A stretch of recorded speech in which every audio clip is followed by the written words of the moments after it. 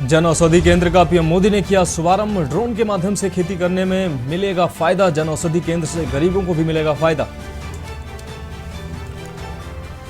तेलंगाना में 1 बजे तक आपको बता दें 36.68% मतदान हुआ था। कामारेड्डी में 45 मिनट तक रुकी रही वोटिंग। इस दौरान तमाम बड़ी शख्सियतों ने वोट डाला था। 8 दिसंबर को उत्तराखंड आ सकते हैं प्रधानमंत्री Narendra Modi. Global investor summit का करेंगे शुभारंभ। पीएम के दौरे को लेकर तैयारियां तेज। छुट्टियों के कैलेंडर का विरोध करने वाले शिक्षकों पर एक्शन। 100 से ज्यादा टीचर्स को नोटिस जारी। शिक्षा विभाग ने 24 घंटे में मांगा जवाब।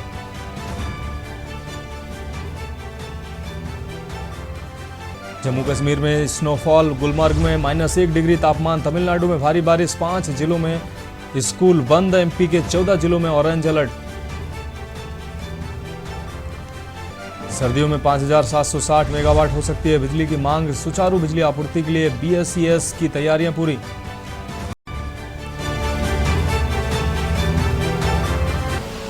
आप देख रहे हैं के न्यूज, खबरों का सारथी।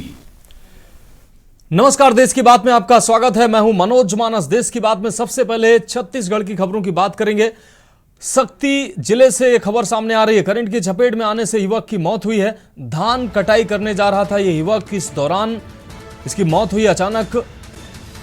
अचानकपुर का रहने वाला है यह मृतक सोनू। सक्ती थाना क्षेत्र के ग्राम जामपाली की यह घटना बताई जा रही है। तो अचानकपुर का रहने वाला मृतक सोनू सिदार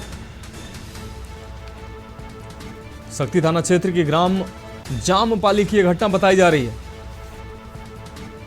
तो सक्ती जिले से अहम खबर आपको दिखा रहे। करंट की चपेट में आने से युवक की मौत हुई है। धान काटने जा रहे युवक को करंट लगा है। धान की कटाई करने जा रहा था यह युवक। इस दौरान उसको करंट लगा है, जिसके बाद मौके पर ही इसकी मौत हुई है। अचानकपुर का रहने वाला है मृतक सोनू।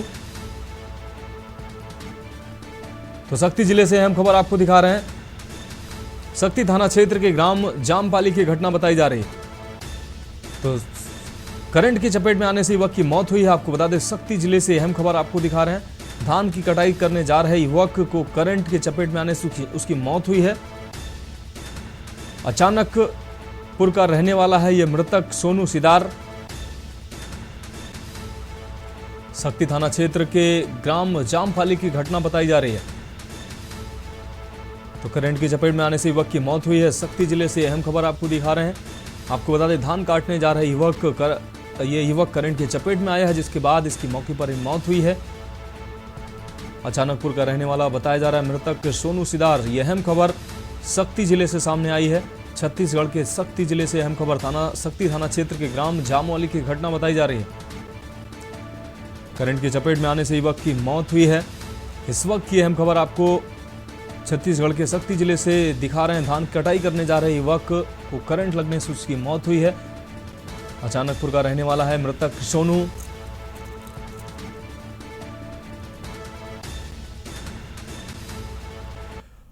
अब बात करेंगे अगली अहम खबर की। अगली खबर भी सक्ती जिले से है, जहां चंद्रपुर स्टेट बैंक शाखा में चोरी का प्रयास किया गया है।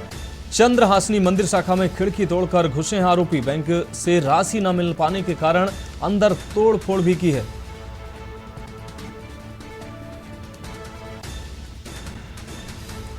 चोरी के प्रयास में एसी और खिड़की को क्षतिग्रस्त किया गया है।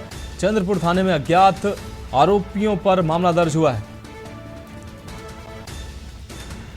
तो सक्ती जिले से ये खबर सामने आई है। बैंक से राशि नहीं मिल पाने के कारण अंदर तोड़फोड़ भी की गई है। आरोपियों के द्वारा चोरी के प्रयास में एसी और खिड़की को भी क्षतिग्रस्त किया है। चंद्रपुर थाने में अज्ञात आरोपियों पर मामला दर्ज हुआ है। इस वक्त की अहम खबर आपको सक्ती जिले से दिखा रहे हैं। सक्ती जिले से अहम खबर चंद्रपुर स्टेट बैंक शाखा में चोरी का प्रयास किया गया है। तो देश की बात में अब बढ़ेंगे मध्य प्रदेश की खबरों की ओर। मुरैना से इस वक्त की अहम खबर सामने आ रही है। अंतर्राज्यीय गिरोह का पर्दाफाश हुआ है। एटीएम फ्रॉड करने वाले 3 आरोपी गिरफ्तार हुए हैं। मुरैना, दतिया, नरसिंहपुर, जबलपुर में कई वारदातें इनके द्वारा की गई हैं। इसके अलावा दिल्ली, हरियाणा, एमपी, यूपी, राजस्थान में ये वांछित थे। एक कार, 143 एटीएम कार्ड, 30,000 रुपए इनके पास से बरामद हुए हैं। कोतवाली पुलिस व क्राइम ब्रांच की टीम ने यह कार्रवाई की है। तो मुरैना से इस वक्त की अहम खबर सामने आ रही है। आपको बता दें, दिल्ली, हरियाणा, एमपी, यूपी, राजस्थान में ये वांछित थे अपराधी। तो एटीएम फ्रॉड करने वाले अपराधी गिरफ्तार हुए हैं। मुरैना, दतिया, नरसिंहपुर, जबलपुर में इनके द्वारा कई वारदातें की गई हैं। इस वक्त की अहम खबर मुरैना से आपको दिखा रहे हैं। दिल्ली, हरियाणा, एमपी, यूपी, राजस्थान में ये वांछित थे। इनके पास से एक कार, 143 एटीएम कार्ड और 30,000 रुपए की नकदी भी बरामद हुई है। कोतवाली पुलिस व क्राइम ब्रांच ने कार्रवाई की है। इस वक्त की अहम खबर आपको दिखा रहे हैं। तो अंतर्राज्यीय गिरोह का पर्दाफाश हुआ है। मुरैना से खबर आपको दिखा रहे हैं। यह अहम खबर, एटीएम फ्रॉड करने वाले 3 आरोपी गिरफ्तार हुए हैं। मुरैना, दतिया, नरसिंहपुर, जबलपुर में इनके द्वारा कई वारदातें की गई थी। इसके अलावा दिल्ली, हरियाणा, एमपी, यूपी और राजस्थान में ये वांछित गिरोह बताया जा रहा है। तो मुरैना, दतिया, नरसिंहपुर, जबलपुर में इनके द्वारा कई वारदातों को अंजाम दिया गया था। अब पुलिस को ये बड़ी कामयाबी हाथ लगी है। कई राज्यों में ये वांछित थे अभियुक्त। ये गिरोह, इनके पास से 143 एटीएम, एक कार और 30,000 रुपए की नकदी बरामद हुई है। अब बात करेंगे अगली अहम खबर की। मुख्यमंत्री हेमंत सोरेन के निर्देश पर 1 दिसंबर को टनल से बाहर आए 15 मजदूर और उनसे मिलने गए 12 परिजनों को इंडिगो एयरलाइन से वापस लाया जाएगा। मजदूरों की सकुशल वापसी के लिए मुख्यमंत्री के निर्देश पर JAP IT CEO Bhuvneshwar Pratap Singh के नेतृत्व में श्रम नियोजन एवं प्रशिक्षण विभाग के 2 पदाधिकारियों को जिम्मेदारी दी गई है। वे आज उत्तराखंड से दिल्ली पहुंचेंगे और कल दिल्ली से रांची इन मजदूरों को लेकर आएंगे। 1 दिसंबर को इंडिगो की फ्लाइट से सभी व्यक्तियों को शाम 8 बजे रांची लाया जाएगा। बता दें कि टनल हादसे के तुरंत बाद ही राज्य सरकार ने तत्परता दिखाते हुए एक टीम घटनास्थल पर भी भेजी थी।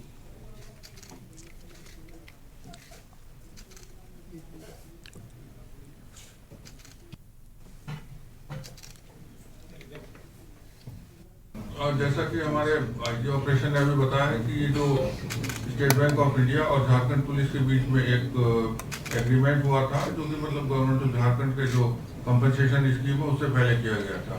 तो इसके तहत अन्य सुविधाओं के अलावा ये भी सुविधा थी कि जो कुछ एक्सीडेंटल जो क्लेम्स होंगे वो उनका अलग अलग कैटेगरी, अलग अलग स्लैब्स फिक्स कर दिए गए थे।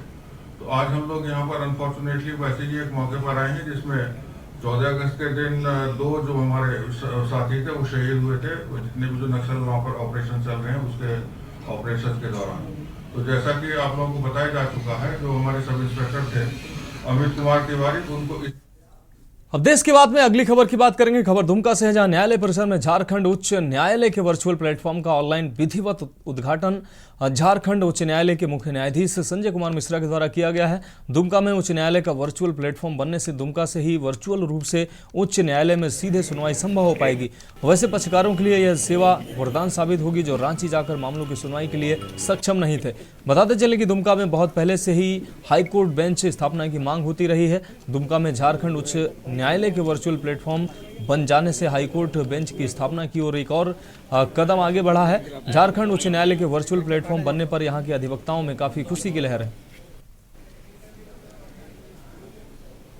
इससे आम व्यापारियों में काफी खुशी और हर्ष है और इससे आम व्यापारियों को बहुत लाभ मिलेगा। जो हम लोग को रांची जाना पड़ता था हर केस के लिए हर डेट में, वो वर्चुअली यहाँ पे सुनवाई हो जाएगा। इससे बहुत लाभ मिलेगा कम समय में और कोई खर्च नहीं होगा। बिना खर्च का हम लोग दुमका में सुनवाई कर सकते हैं। इससे व्यापारियों में हर्ष है और आम नागरिकों में भी काफ़ी हर्ष है। कोई भी केस का सुनवाई यहाँ हो जाएगा।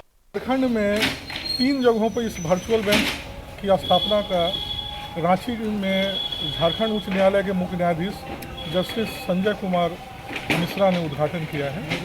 और उनका कहना था कि ये स्थानीय जो लिटिगेंट्स हैं उनके सुविधाओं को ध्यान में रख करके इसकी शुरुआत की गई है और इसकी सफलता को देखते हुए आने वाले समय में जैसा सर्वोच्च न्यायालय का आदेश होगा अन्य जगहों पर भी इसको शुरू किया जाएगा। झारखंड इंडिया के वर्डिक्ट पर यह कार्य शुरू हुआ है और यह जो है आपको वर्चुअल कोर्ट अब हर डिस्ट्रिक्ट में जो उद्घाटन हो रहा है उसमें किया जाएगा। और इसमें सबसे मेन चीज़ है कि केस के डिस्पोजल को बढ़ाना है। इसीलिए आज इसका विधिवत उद्घाटन हुआ है रांची हाईकोर्ट। सर यहाँ के झारखंड में कहाँ के लिए हुआ सर? यहाँ के लिए पाकुड़ का हुआ, पटाटनगंज, पलामू। सर बढ़ेंगे अगली खबर की ओर। खबर झारखंड के दुमका से है, जहां बीजेपी ने दुमका और जामताड़ा के जिला पंचायत समिति के सदस्यों का प्रशिक्षण वर्ग आयोजन किया है। प्रशिक्षण का उद्घाटन सत्र को पूर्व सांसद व पूर्व अध्यक्ष रविंद्र राय ने संबोधित किया। पूर्व कृषि मंत्री रणधीर सिंह ने झारखंड की सरकार पर हमला बोलते हुए कहा कि केंद्र की योजनाओं का नाम बदलकर अपनी योजना बताकर जनता को भ्रमित कर रही है सरकार। प्रशिक्षण का संचालन भारतीय जनता पार्टी जिला अध्यक्ष परितोष सोरेन ने किया और धन्यवाद ज्ञापन जामताड़ा जिला अध्यक्ष सोमनाथ सिंह ने किया।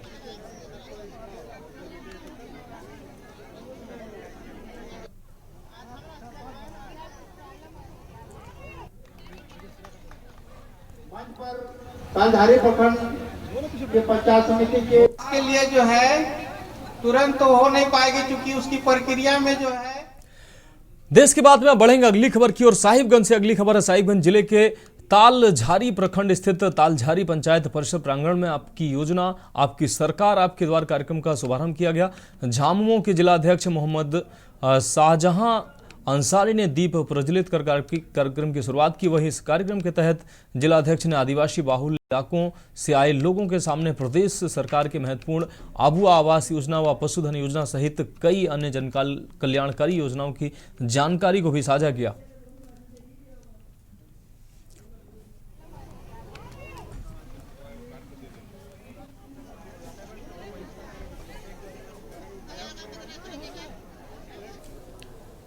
आज तालझारी प्रखंड के अंतर्गत तालझारी पंचायत ग्राम पंचायत तालझारी में सरकार के द्वारा चलाई जा रही झारखंड सरकार माननीय मुख्यमंत्री के द्वारा 24 नवंबर को सरकार आपके द्वार का कार्यक्रम उद्घाटन माननीय मुख्यमंत्री हेमंत सोरेन के द्वारा बरहेट प्रखंड के गोपलाडी गांव में पंचायत में किया गया था।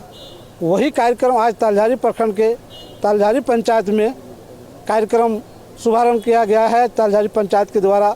इसमें सरकार के बहुत सारी योजना है। उस योजना को पहले चक्कर लगाते थे, ब्लॉक जाके, प्रखंड जाके, चाहे अनुमंडल जाके, जिला जाके, लेकिन हमारी सरकार झारखंड सरकार जब से बनी है हेमंत सोरेन की, उन्होंने इस योजना को आपके द्वार लाया गया है।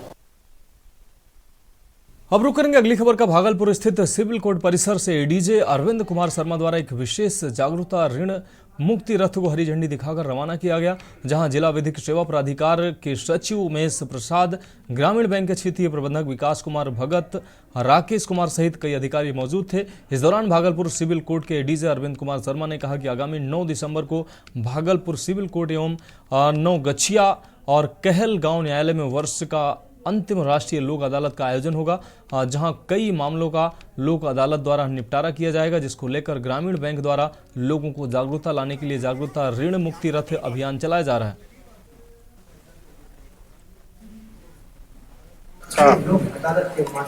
उपाय किया गया है, इन्होंने जो है लोक अदालत में ज़्यादा से ज़्यादा ये सहयोग कर रहे हैं।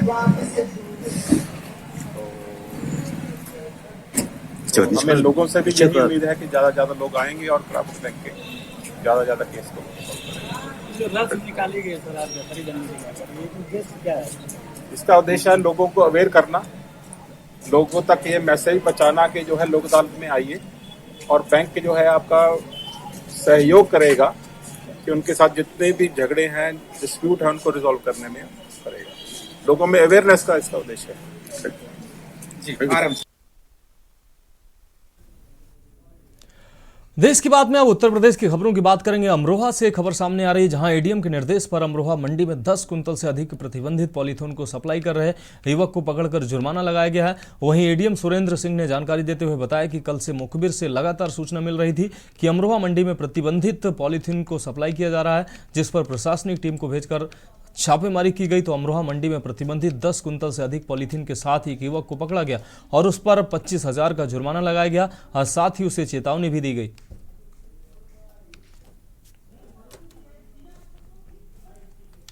सूत्रों से हमें पता चला था कि ये मंडी में काफ़ी सप्लाई करते पॉलिथीन जो प्रतिबंधित है, पूर्ण रूप में प्रतिबंधित है। तो ये कल पता हुआ था, तो आज सुबह ही हमने स्टाफ को भेजा कि जाके देखें।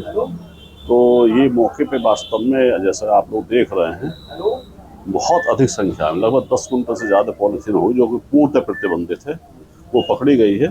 ये शेखर गुप्ता हैं, ये रहने वाले मोती नगर के हैं तो इन पे जुर्माना हो रहा है, जो मैक्सिमम होगा 7 देश के तहत 25,000 है। और ये पूरी पॉलिथीन भी जब्त कर ली गई है और अभी तो ट्रैक्टर ट्रॉली मंगाई है, तुलवाने के बाद पता चलेगा कितनी। अब बढ़ेंगे अगली खबर की ओर। लोकसभा चुनाव 2024 की तैयारियों को लेकर भाजपा ने रोड मैप तैयार कर लिया है और इसके साथ ही केंद्र और प्रदेश सरकार की योजनाओं को जन जन तक पहुंचाने के लिए 15 नवंबर को शुरू हुई विकसित भारत संकल्प यात्रा देश के कोने कोने में जा रही है।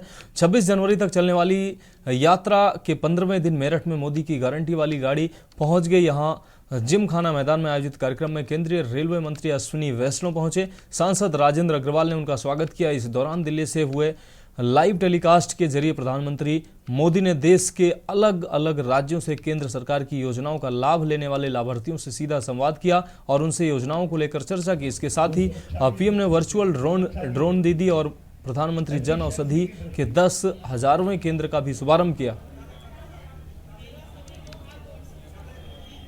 हमारे किसान संसाधन के अभाव में कठिनाइयों में थे। मेरठ की इस पवित्र क्रांतिकारी भूमि से विकसित भारत संकल्प यात्रा शुरू हो रही है।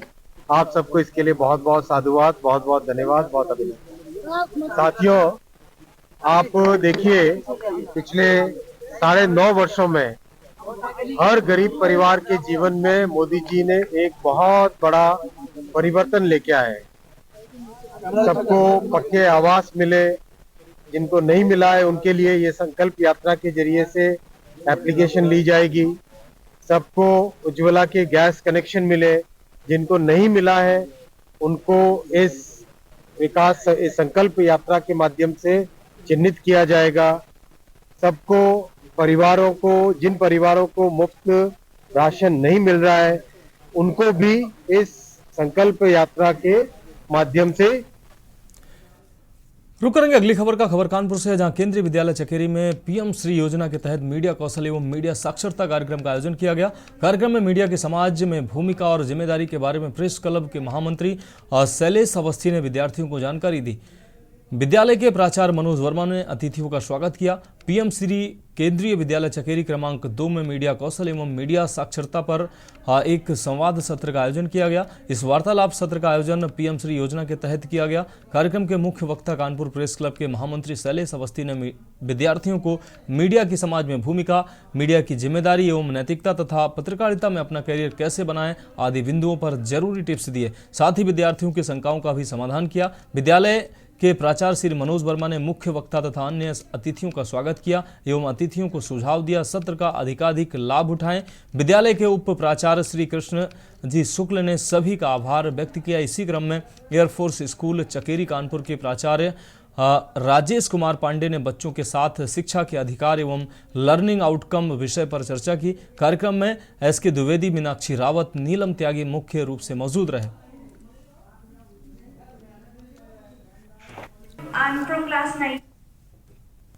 अब बात अगली खबर की। कानपुर पुलिस और व्यापारियों के बीच आपसी समन्वय को लेकर पुलिस मुख्यालय में एक बैठक आयोजित हुई, जिसमें शहर के कई व्यापारिक संगठनों ने अपनी अपनी समस्याओं को लेकर पुलिस कमिश्नरेट के अधिकारियों को अवगत कराया। दरअसल कई बार शहर में ऐसा देखा जाता है कि कई मामलों को लेकर पुलिस और व्यापारियों में आपसी समन्वय न होने पर झड़प तक हुई है। इसी को लेकर बैठक आयोजित की गई। मीडिया से बातचीत के दौरान व्यापारियों ने बताया कि ये बैठक बहुत अहम थी, जिससे कि व्यापारियों को पूर्ण सुरक्षा मिल सके। बैठक में joint police commissioner Nilabja Chaudhary, DCP south Ravindra Kumar, DCP central Pramod Kumar मौजूद थे। आज ये पुलिस और व्यापारियों के बीच में एक समन्वय समिति की बैठक हुई है, जिसमें ये जानकारी ली गई है कि व्यापारियों को पुलिस से क्या क्या समस्याएं हैं। उन समस्याओं के तमाम में ट्रैफिक की समस्या है, गश्त की समस्या है, इस तरह की तमाम समस्याएं ऐसी हैं जो उनके सामने रखी गई हैं और उस पर उन्होंने विचार करने के लिए कहा है। सुरक्षा प्रकोष्ठ के तहत कानपुर कमिश्नरेट में प्रथम बार बैठक हुई है। इसके लिए कानपुर कमिश्नरेट को मैं धन्यवाद देता हूं आपके माध्यम से। आज विभिन्न ट्रेडरों के व्यापारियों को यहाँ पे आमंत्रित किया गया और ट्रैफिक से रिलेटेड, व्यापार से रिलेटेड जो भी समस्याएं थी यहाँ पे, उन समस्याओं को इन लोगों ने संकलित किया है और हम लोगों को आश्वस्त किया है कि ये समस्याओं को जल्द निदान। अब बढ़ेंगे अगली खबर की ओर। बांदा जिले में बदौशा थाना क्षेत्र में नकाबपोश बदमाशों द्वारा असलहे के दम पर लूट की घटना काफी समय बाद फिर से सामने आई थी, जिससे जनपद में एक बार फिर से असुरक्षा को लेकर दहशत का माहौल था। लेकिन पुलिस ने 24 घंटे के अंदर बदमाशों का पता लगा लिया और जब उनकी घेराबंदी कर पकड़ने का प्रयास किया तो बदमाशों ने पुलिस पर फायरिंग शुरू कर दी। अपने बचाव में पुलिस ने भी गोली चलाई, जिसमें एक आरोपी घायल हो गया और वहीं पर गिर पड़ा। वहीं दूसरा आरोपी फायरिंग करते हुए फरार हो गया। निशानदेही पर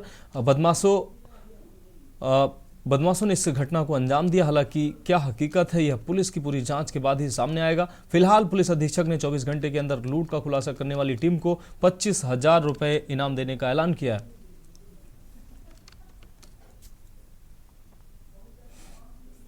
थाना बदौसा में कल एक लूट हुई थी। इसमें लगभग 80,000 रुपये एक लेबर के ठेकेदार हैं, उनसे छीन लिए गए थे और उनके ऊपर गोली भी चलाई गई थी। उसमें तत्काल टीम एसओजी को भी लगाया गया, थाना बदौसा की टीम को भी और स्वाट टीम को भी लगाया गया। आसपास की थाना बसंडा, थाना तर्रा की टीमों को भी लगाया गया। आज चकिया पुल के पास इंफॉर्मेशन मिली कि जिनके द्वारा कल लूट की गई है वो यहाँ से गुजरने वाले हैं। यहाँ कॉम्बिंग की गई। कॉम्बिंग के दौरान उनको रुकने के लिए कहा गया, पर उनके द्वारा पुलिस के ऊपर फायरिंग करी गई। अपने बचाव में जो पुलिस के द्वारा फायरिंग की गई उसमें मुठभेड़ में एक व्यक्ति को गोली लगी है, जिसका नाम जीतू है, और इसका जो एक साथी है वो भी रास्ते में जंगल जो खेत लगता है उसमें फरार हो गया। उसके लिए कॉम्बिंग की जा रही है, उसको भी जल्द अरेस्ट किया जाएगा। बढ़ेंगे अगली खबर की ओर। बहराइच में अपनी मांग को लेकर 46 दिन से धरने पर बैठे धनगर समाज के प्रदर्शन ने बुधवार को विकराल रूप ले लिया। हजारों की संख्या में महिलाएं, बच्चे, धनगर समाज के लोग एकत्रित हुए और हजारों की संख्या में भेड़ों को लाकर उन्होंने जिलाधिकारी कार्यालय का घेराव किया और जमकर नारेबाजी भी की। उन्होंने कहा कि अपना प्रमाण पत्र SC/ST ऑफिस में जब हम बनवाने के लिए निकलते हैं तो उनका कहना था कि जब वो तहसील में अपना प्रमाण पत्र बनवाने जाते हैं तो उनका SC/ST के बजाय OBC में प्रमाण पत्र जारी कर दिया जाता है, जबकि शासन द्वारा SC/ST की श्रेणी में धनगर समाज को रखा गया है। ये मुख्य मांग को लेकर उन्होंने जिलाधिकारी कार्यालय का घेराव किया।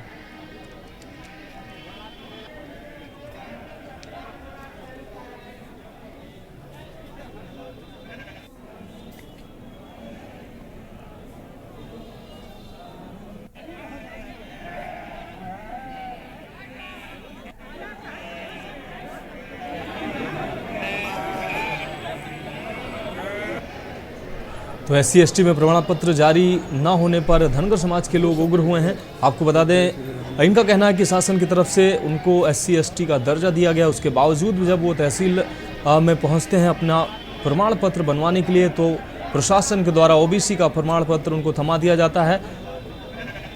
इस मांग को लेकर उन्होंने जिलाधिकारी कार्यालय का घेराव किया है। अब बढ़ेंगे अगली खबर की ओर। नगर पालिका के चुनाव में जहां ऐतिहासिक जीत दर्ज कर रायबरेली के शत्रुघ्न सोनकर ने कांग्रेस के परचम को लहराया था, वहीं पिछली नगर पालिका अध्यक्ष के द्वारा किसी भी तरह के काम न कर अपने को लेकर कांग्रेस प्रत्याशी शत्रुघ्न सोनकर की ऐतिहासिक जीत दर्ज हुई थी। रायबरेली में जहां वार्ड वासियों को उम्मीद थी कि जिस प्रत्याशी को हम अपना जनप्रतिनिधि चुनकर ला रहे हैं वह पहले सभासद रह चुका है और समस्याओं से अच्छे से रूबरू भी रहा है, लेकिन उनके मंसूबों और सोच पर कहीं न कहीं पानी फिरता जरूर नजर आ रहा है। ऐसा नहीं है कि रायबरेली की नगर पालिका परिक्षेत्र की जनता ने कांग्रेस प्रत्याशी शत्रुघ्न सोनकर पर अपना भरोसा जताते हुए उन्हें अपना नगर पालिका अध्यक्ष नियुक्त कराया, जबकि अगर बात प्रदेश की जाए तो बीजेपी की हर तरफ बीजेपी का डंका जरूर बज रहा था, लेकिन रायबरेली में नगर पालिका क्षेत्र के वासियों ने कांग्रेस को समर्थन देते हुए नगर पालिका अध्यक्ष पर शत्रुघ्न सोन को बैठाया, जिससे उनको उम्मीद थी कि रायबरेली में एक बार फिर से विकास की बयार दौड़ेगी, विकास की हवा चलेगी। लेकिन इन नगर पालिका के वार्ड वासियों की उम्मीद पर पानी फिर गया। इतना पानी जल भराव रहता है, नाली बनने के लिए अध्यक्ष जी ने कहा है, नाली कहेंगे हम पानी खुदवा देंगे, तब तक नाली से पानी निकल जाएगा, पानी नहीं निकला। इसका मुआयना करे हुए कम से कम 1-1.5 महीना हो रहा है। ठीक, एक बार सब लोग आ गए, उसके बाद दोबारा हम लोग को किस तरह अपने मकान जाए, किस तरह बच्चे स्कूल जाएँ, और आने जाने की समस्या है, बच्चे स्कूल नहीं जा पा रहे हैं। समस्या इतनी ज़्यादा है, बताइए सब बच्चों की स्कूल ख़राब हो रहा है। ठीक, बीमारी अलग है, पानी गंदा पानी रोड पे भरा हुआ है कि पैर लोगों के हाथ पैर अलग ख़राब हो रहा है। आपके वार्ड के सभासद क्या बोलते हैं? सभासद वो भी बोलते हैं हो जाएगा हो जाएगा। ये आ रही है हम लोगों की जो है, काफ़ी समय से हम लोग जल भराव की समस्या झेल रहे हैं और सब लोगों से शिकायतें की है, अध्यक्ष जी से शिकायत की है और सभासद से अपनी शिकायत की है, कोई सुनवाई नहीं हो रही। बस केवल आश्वासन दे देते हैं कि 1 महीने में, 2 महीने में, 3 महीने में काम हो जाएगा, कुछ होता नहीं है। ये हम लोग जब से आए हैं कम से कम 12 साल हो गए, 2012 से यहाँ हम लोग रह रहे हैं। तो ये है सर कि पानी नहीं, मतलब यहाँ से विकास नहीं हो रहा। हमारे लोग के दरवाजे के सामने पानी भरा हुआ है। हम लोग ने सतरहन शंकर को फ़ोन भी किया, मतलब कंप्लेन भी किया, मतलब वहाँ वहाँ नगर पालिका को भी फ़ोन किया गया था, तो कोई सुनवाई नहीं हो रही है। और ना सभासद सुनवाई कर रहे हैं, ना नगर पालिका में सुनवाई हो रही है, ना चेयरमैन सुनवाई कर रहे हैं। कह रहे हैं मतलब हम लोग फ़ोन करते हैं, बोलते हैं वार्किंग में फ़ोन कीजिए, और फिर एक बार फ़ोन आया तो कह रहे थे ठीक है बहने दीजिए, कोई दिक्कत नहीं है। हम लोग को भी दिक्कत नहीं है, मतलब कहाँ से सर पानी खोल दे। हमारे लोग के छोटे छोटे बच्चे हैं, परेशानी हो रही है आने जाने में। निकल तो देश की बात में वक्त एक ब्रेक का है, जल्द हाजिर होंगे। आप देख रहे हैं के न्यूज, खबरों का सारथी। ब्रेक के बाद देश की बात में एक बार फिर से आपका स्वागत है। अब बात करेंगे अगली अहम खबर की। बहराइच में अवैध अतिक्रमण को लेकर नगर पालिका प्रशासन सख्त मूड में नजर आ रहा है, जहां बुधवार को बहराइच शहर के सिद्धिक नगर त्रिमुहानी रोड पर अधिशासी अभियंता नगर पालिका प्रतिमा सिंह द्वारा अभियान चलाकर अवैध अतिक्रमण को हटाया गया और अवैध अतिक्रमण करने वाले 18 लोगों पर 3600 रुपए का चालान भी किया गया। इस संबंध में जानकारी देते हुए अधिशासी अभियंता प्रतिमा सिंह ने कहा कि इनका चालान किया जा रहा है और उन्हें चेतावनी भी दी जा रही है। यदि इसके बावजूद भी ये लोग नहीं मानते हैं तो चालान की धनराशि बढ़ाई जाएगी और इन पर वैधानिक कार्रवाई भी की जाएगी। उन्होंने कहा कि यहाँ पर गाड़ी रिपेयरिंग का कार्य होता है, ये अपना क्षेत्र छोड़कर अलग गाड़ी बनाने का कार्य करते हैं, जिससे अवैध अतिक्रमण जैसी समस्या उत्पन्न हो रही है। साथ ही सड़कें भी खराब हो रही हैं।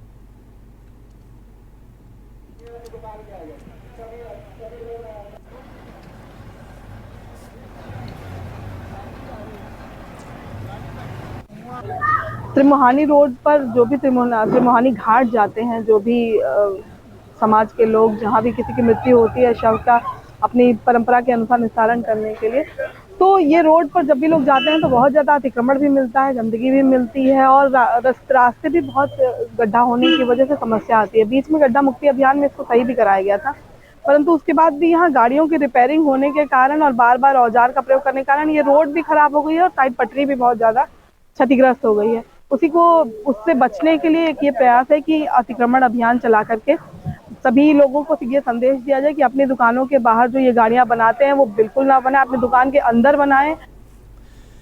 बढ़ेंगे अगली खबर की ओर। उत्तर प्रदेश के रायबरेली में सोशल मीडिया में वायरल एक वीडियो ने हड़कंप मचा दिया। आपको बता दें, वायरल वीडियो में वॉल पेंटिंग में बने मुख्यमंत्री के चेहरे पर कुछ शरारती तत्वों ने कालिख पोत दी और सोशल मीडिया पर वायरल कर दिया। वीडियो के वायरल होते ही कुछ देर में ही चर्चा का केंद्र बन गया ये वीडियो। जैसे ही इस वीडियो की जानकारी सरकारी महकमे के अधिकारियों को लगी, उनकी सांसें अटक गईं। आनन फानन में दोषियों की तलाश शुरू कर दी, लेकिन मामले पर सभी ने चुप्पी साध ली।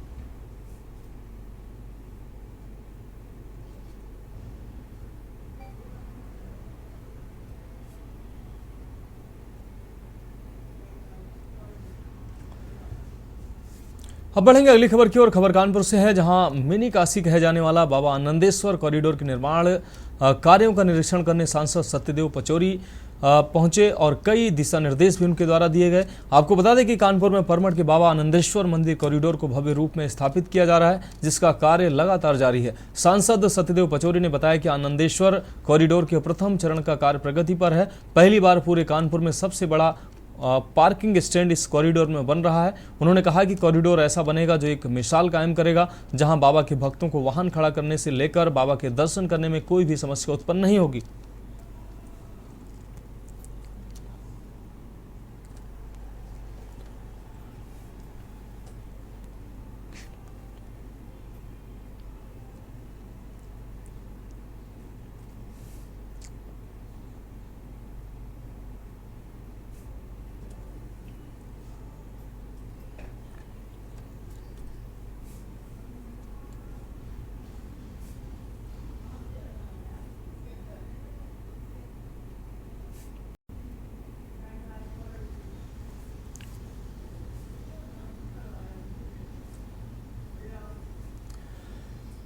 अब रुक करेंगे अगली खबर का। खबर गाजीपुर से है, जहां पूर्व विधायक कृष्णानंद राय के पुण्यतिथि पर श्रद्धांजलि सभा का आयोजन किया गया।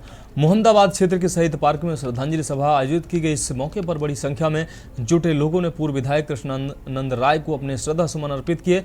श्रद्धांजलि सभा को बलिया सांसद बीरेंद्र सिंह मस्त, स्वर्गीय कृष्णानंद राय की पत्नी पूर्व विधायक अलका राय, जम्मू कश्मीर के एलजी मनोज सिन्हा के बेटे अभिनव सिन्हा ने संबोधित किया। इस दौरान वक्ताओं ने पूर्व विधायक कृष्णानंद राय के सपनों को साकार करने का संकल्प लिया। गौरतलब है कि 29 नवंबर 2005 को मोहम्मदाबाद के तत्कालीन बीजेपी विधायक कृष्णानंद राय समेत उनके 7 समर्थकों की हत्या कर दी गई थी। गाजीपुर के बसनिया चट्टी पर सभी 7 लोगों की गोली मारकर हत्या कर दी गई थी। इस हत्याकांड में माफिया मुख्तार अंसारी आरोपी है।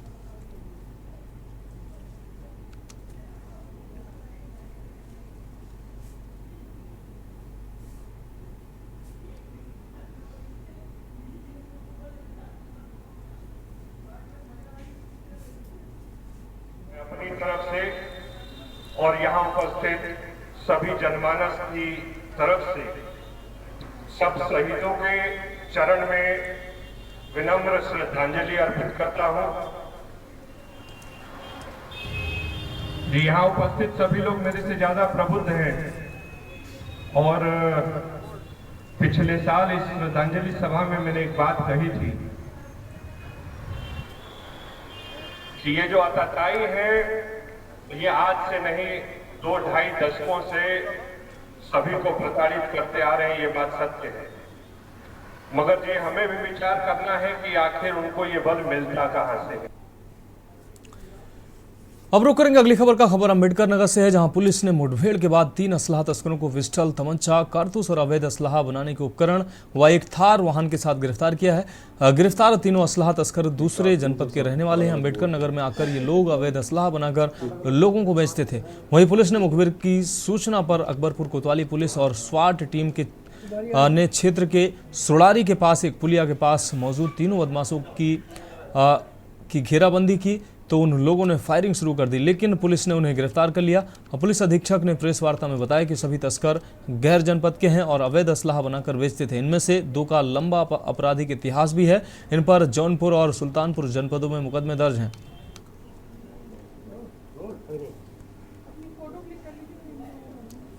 ये कारतूस है सब अलग अलग बोर के। सुबह 3-3:15 बजे एक इन्फॉर्मेशन मिली कि कुछ 3 अभियुक्त हैं जो अंतर जनपदी हैं, जिनमें से 2 अभियुक्त धीरेन्द्र और विक्रांत ये जौनपुर के रहने वाले हैं सरपतहा के, और एक विकास सिंह सुल्तानपुर का।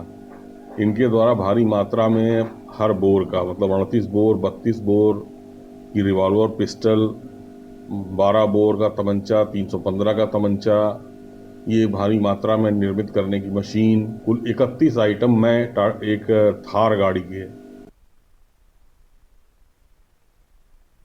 अब बढ़ेंगे अगली खबर की ओर। नई Tehri Uttaranchal federation of ministerial services association के अध्यक्ष राकेश भट्ट ने कहा कि हमारी 21 सूत्रीय मांगे हैं, जिस पर शासन ने वार्ता हुई थी, जिस पर शासन ने 5-6 बिंदुओं पर सहमति भी जताई थी, लेकिन जब तक शासनादेश जारी नहीं होता तब तक हमारी हड़ताल जारी रहेगी।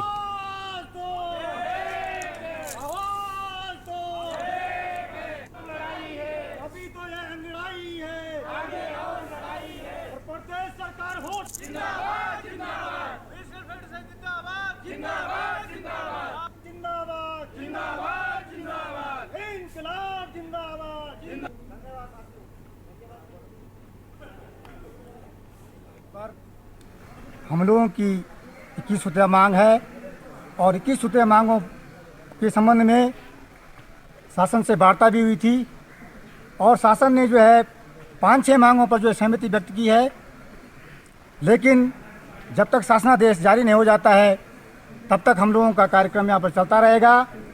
15 तारीख से और 30 नवंबर तक हमारा जो है प्रत्येक कार्यालयों में गेट मीटिंग और जनजागरण का कार्यक्रम है और काली फीती लगाकर जो है हम इन लोगों ने अपना काम करना है।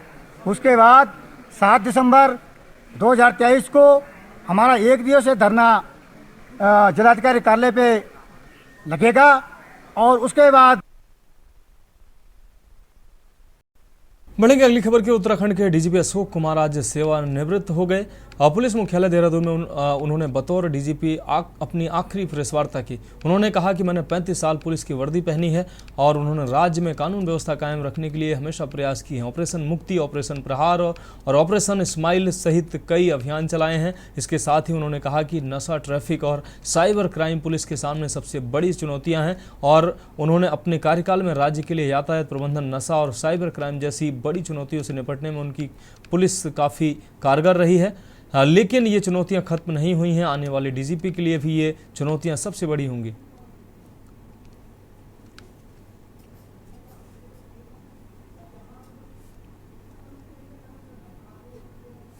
देखो, यहाँ की 3 चुनौतियां तो बड़ी हैं जो हमने भी मानी थी, पर मैं खुद कह रहा हूँ कि उसको कोई मैं कह सकूँ, क्लेम कर सकूँ कि मैंने 100% सोल्व कर दी। ट्रैफिक, ड्रग्स और साइबर, तो वो अभी भी कंटिन्यूड है। हमने ये जरूर है पूरा सिस्टम बना दिया, पैराफर्नेलिया बना दिया। देश के टॉप साइबर कॉप्स में से एक हमारे हैं यहाँ पे, आप जानते हैं, क्योंकि हमने इन लोगों को आगे बढ़ाया, पूरी टीम बनाई है, पर वो अभी भी चुनौती खड़ी है। तो आने वाले के लिए चुनौतियाँ बनी रहेंगी। पुलिस तो चुनौती से हटके हो ही नहीं सकती।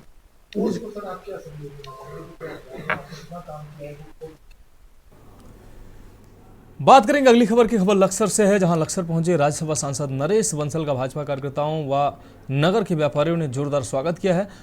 स्वागत कार्यक्रम के बाद राज्यसभा सांसद नरेश बंसल ने भाजपा कार्यकर्ता आर्य समाज मंदिर से होते हुए मेन बाजार से नंद वाटिका पहुंचे, जहां नरेश बंसल ने कहा कि देश सबसे लोकप्रिय नेता भारत के प्रधानमंत्री नरेंद्र मोदी के चमत्कारी नेतृत्व, प्रगतिशील विकास हो रहा है उनके नेतृत्व में। वैज्ञानिक जगत ने चंद्रमा पर चंद्रयान उतरकर साउथ पोल पर हमने इतिहास रचा। चारों क्षेत्रों में चाहे रोड कनेक्टिविटी, रेल कनेक्टिविटी के साथ मेडिकल, यूनिवर्सिटी आदि क्षेत्रों में विकास की गंगा बह रही है। सांसद ने कहा कि देश के सबसे बड़े सिलक्यारा रेस्क्यू ऑपरेशन सफलतापूर्वक प्रधानमंत्री जी के अथक प्रयासों से उत्तराखंड में धामी सरकार के नेतृत्व में सफलतापूर्वक पूरा किया है। और हमारे बड़े भाई और बहुत ही जुझारू हमारे प्रदेश कार्यकारिणी दल से भाजपा श्रीमान देश को अपने विश्व के सबसे लोकप्रिय नेता भारत के यशस्वी प्रधानमंत्री श्री नरेंद्र मोदी जी का चमत्कारी नेतृत्व मिला हुआ है, जिसके कारण चहुमुखी प्रगति हो रही है।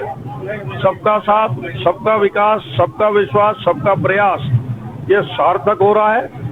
हमने देखा है आर्थिक जगत में प्रगति की है, वैज्ञानिक जगत में चंद्रमा पर यान उतार करके साउथ पोल पर हमने इतिहास रचा है। रुक करेंगे अगली खबर का। रामनगर विकास खंड के कारबेट पार्क की बिजरानी रेंज की सीमा से सटे कानिया गांव में 2 मवेशियों को बाघ ने हमला कर अपना शिकार, अपना निवाला बनाया। इसके बाद ग्रामीणों में दहशत का माहौल बना हुआ है। मवेशियों के मरने के बाद आक्रोशित ग्रामीणों ने कारबेट प्रशासन व वन विभाग के खिलाफ जमकर कानिया गाँव में सड़क जाम करके प्रदर्शन किया। गुस्साए ग्रामीणों ने ग्रामीण सड़क पर बैठे, इससे सड़क की दोनों ओर लंबी लंबी लाइनें लग गई, जाम लग गया। महिलाओं ने कॉर्पोरेट प्रशासन व वन विभाग के खिलाफ जमकर नारेबाजी की। गुस्साए ग्रामीणों ने वन विभाग के अधिकारियों को धरना स्थल पर बुलाने की मांग भी की।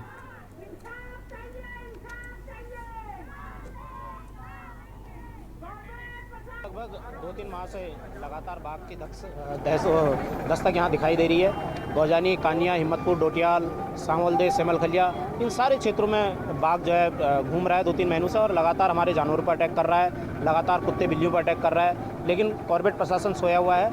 बार बार अवगत कराने के बावजूद भी उनके कानों में जू नहीं रेंग रही है। और आज कल रात यहाँ पर आपने देखा कि बाघ ने यहाँ पर 2 प्रेग्नेंट गायों को जो है अपना निवाला बना दिया और उन्हें मार दिया गया है, जिससे आक्रोशित होकर लोगों ने आज यहाँ पर जाम लगाया है। बढ़ेंगे अगली खबर की ओर। खेत में चारा लेने गए किसान का लहूलुहान शव मिलने के बाद हड़कंप मचा है। आपको बता दें, सूचना के बाद मौके पर पहुंची पुलिस ने शव को पंचनामा भरकर पोस्टमार्टम के लिए भेज दिया है। पुलिस घटना की जांच में जुटी हुई है। मृतक किसान लिवरहेड़ी गांव का रहने वाला था। किसान खेत में पशुओं के लिए चारा लेने गया हुआ था। खेत में उसका लहूलुहान शव मिलने के बाद ग्रामीणों में दहशत का माहौल है। मंगलौर कोतवाली के तमाम आला अधिकारियों ने मौके पर पहुंचकर घटना की जांच की है और वहीं फोरेंसिक जांच के लिए एक टीम भी घटनास्थल पर पहुंची जांच में जुटी हुई है। वहीं कुछ ग्रामीणों का आरोप है कि किसी अज्ञात हत्यारों ने किसान पर ट्रैक्टर चढ़ाकर उसकी हत्या की है।